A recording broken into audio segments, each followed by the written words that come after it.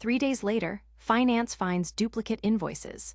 A forced start bypassed a failed validation, and the billing job ran on bad data. Let's break down forced start and KILLJOB in AutoSys, how it works, and the exact mistake behind that failure. AutoSys is an enterprise job scheduler that runs batch workflows based on dependencies. Forced starting a job is like overriding a traffic light, you skip all checks. Killing a job is like hitting the emergency stop. These commands are powerful but dangerous. Force STRTJOB starts a job immediately, ignoring all conditions, predecessor statuses, time windows, even running instances. The job's exit code updates its status normally, but downstream jobs may trigger on incomplete data. Here are the common Force STRTJOB commands. Notice the last 2 lines, always check conditions and status before force starting.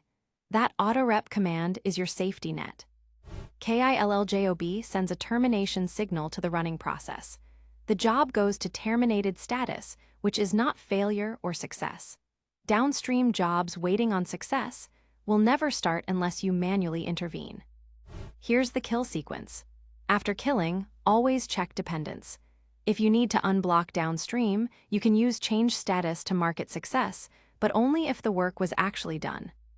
Restart is the proper way to retry a failed or terminated job.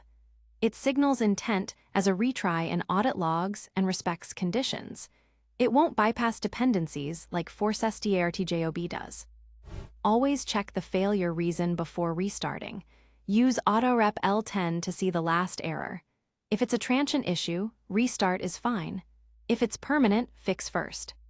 Change status is the nuclear option. It manually sets a job's status without running anything. It's useful after a kill to unblock downstream, but it doesn't automatically trigger dependency reevaluation. Use change status sparingly. Every time you mark a job success that didn't actually run, you risk data corruption. Document every use. This is the same issue we highlighted at the start. Here's exactly why that happened. The reporting job had condition, success, validate ledger, and success, extract transactions. The validate ledger job had failed earlier. The on-call engineer saw the reporting job in an active status and used Force STRTJOB without checking conditions. Both conditions were bypassed. The job ran without validated data, produced wrong output, and no alarm fired because the job succeeded.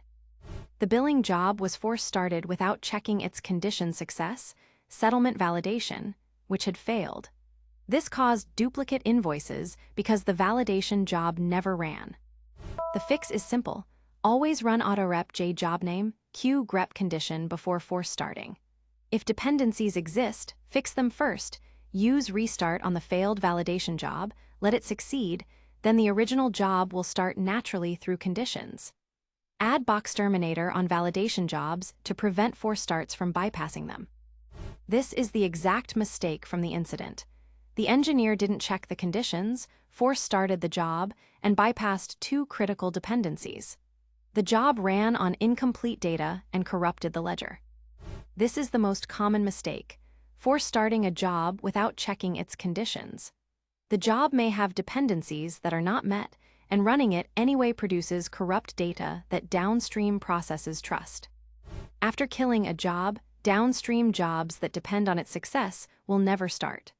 Always check dependence and either restart the killed job or use change status to unblock. Restarting a job without fixing the root cause just creates noise. Always check the error log first. If the error is permanent like a missing file, fix it before restarting. The sendevent commands shown work with AutoSys R11.3 and later. In R12.0+, the Q option for date qualifier was deprecated. Use DYYYYMMDD instead. Also, KILLJOB/SIGKILL equals 1 syntax is specific to R11.3, R12.0. In R12.1+, use EKILLJOBJ job name OSIGKILL. The article mentions a recovery job pattern but doesn't show the validation script. Here's a concrete example that checks output and sets a condition flag. Every force STRTJOB and change status should be logged with a ticket ID. Use AutoSyslog eForce STRTJOB J job name M, ticket 12345.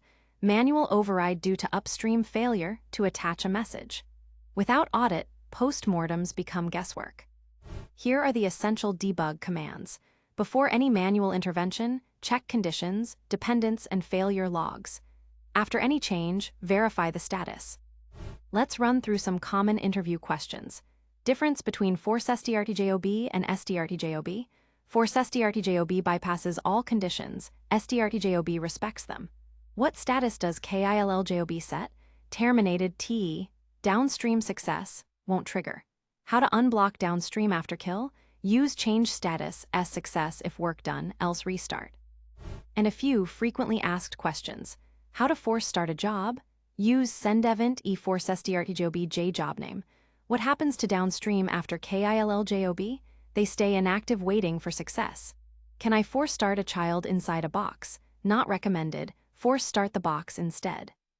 To recap, force SDRTJOB bypasses all conditions, time, and dependencies. KILLJOB sets terminated status and blocks downstream. Restart is for retrying failed jobs after transient errors. Change status is a manual override that doesn't trigger dependency reevaluation. Always check conditions before force starting and document every manual intervention. Ready to go deeper? Up next, AutoSys monitoring with WCC, then AutoSys alarms and notifications, then AutoSys fault tolerance and recovery. Find them all at TheCodeForge.io. Thanks for watching. The full article and code examples are covered in detail at TheCodeForge.io.